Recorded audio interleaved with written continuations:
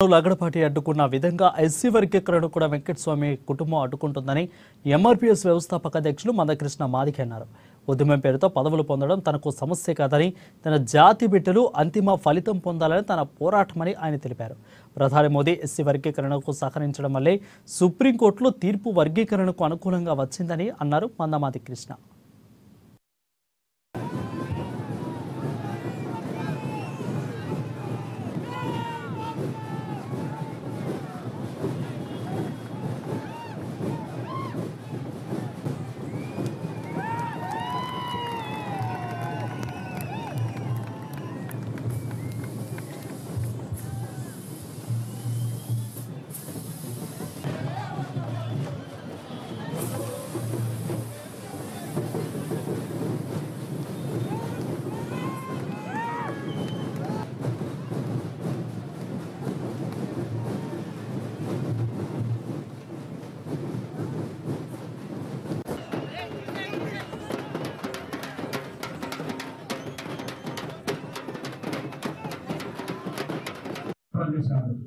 ఆ సాక్ష్యం ఎప్పుడైతే అందరికంటే ముందు ఎస్సీ వర్గీకరణ అమలు చేస్తారని మాట్లాడిందో ఆయన కాళ్ళకు చేతులకు నోటికి బ్రేక్ వేసే విధంగా ప్రయత్నం చేశారు.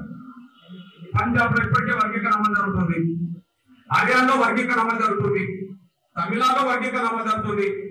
నిన్న కాక మొన్న ఒక 10 రోజుల క్రితం ఒక పెన్షన్ ఇవ్వడానికి చంద్రబాబు నాయుడు మార్గపల్లికి వెళ్ళాడు. మార్గపల్లిలో ఒక గుడిసెలు కూర్చొని ఆ గుడిసెలో చదువుకుంటున్న పిల్లలతో మాట్లాడుతూ, పిల్లలు మీరు బాగా చదువుకోండి, త్వరలో నేను వర్గీకరణ చేయబోతున్నాను చెప్పి ఆయన చెప్పిండు. అది అందరూ చూశారు. అందరికంటే ముందు చేస్తాను రేవంత్ రెడ్డి గారు ఎందుకు పోయాడు? అందరి ముందు ఇచ్చిన నోటిఫికేషన్ కూడా వర్గీకరణ వర్తింపజేస్తాను. ఆయన ఎందుకు వర్గీకరణ జరగకుండానే ఉద్యోగాలను భర్తీ చేసుకుంటున్నాను? దానికి కారణం ఎప్పుడైతే రేవంత్ రెడ్డి గారు ప్రకటన చేసిందో ఆ ప్రకటనను తీసుకెళ్లి మల్లికార్జున ఖర్గే చెప్పారు. ఆయన కాంగ్రెస్ పార్టీ జాతీయ అధ్యక్షుడు మల్లు రవి కుటుంబం, మల్లు భట్టి విక్రమార్క, వెంకటస్వామి కుటుంబం వీళ్ళందరూ కలిసి ఢిల్లీకి వెళ్ళి రేవంత్ రెడ్డి గారు 80% ముందర కూడా ఎట్లా మీరు ఆపండి అని చెప్పి ఆయనతో చెప్తే డైరెక్ట్ మల్లికార్జున ఖర్గే మాట్లాడకుండా జాతీయ కాంగ్రెస్ పార్టీ ప్రధాన కార్యదర్శి ఎవరైతున్నారో కేసీ వేణుగోపాల్, ఆ వేణుగోపాల్ ఒక స్టేట్మెంట్ ఇచ్చాడు. వెంటనే ఏమని ఇచ్చిండు? ఎస్సీ వర్గీకరణ విషయంలో కాంగ్రెస్ పార్టీ అధిష్టానం ఒక నిర్ణయం తీసుకునేంత వరకు ఏ ప్రభుత్వం ముందడుగు వేయొద్దు, ఇంక్లూడింగ్ ఇది రేవంత్ రెడ్డి కూడా వర్తింపజేస్తుంది మాట అని చెప్పేశారు. అంటే రేవంత్ రెడ్డి గారికి కాళ్ళకు చేతులకు బంధాలు ఎవరి కోసం స్టేట్మెంట్ ఇచ్చినట్టు కదా, ఇంక్లూడింగ్ రేవంత్ రెడ్డి గారు అన్నాడు. అంటే కాంగ్రెస్ అధిష్టానం అంటే సోనియా గాంధీ కాదా? కాంగ్రెస్ అధిష్టానం అంటే రాహుల్ గాంధీ కాదా? కాంగ్రెస్ అధిష్టానం అంటే సోనియా గాంధీ కాదా?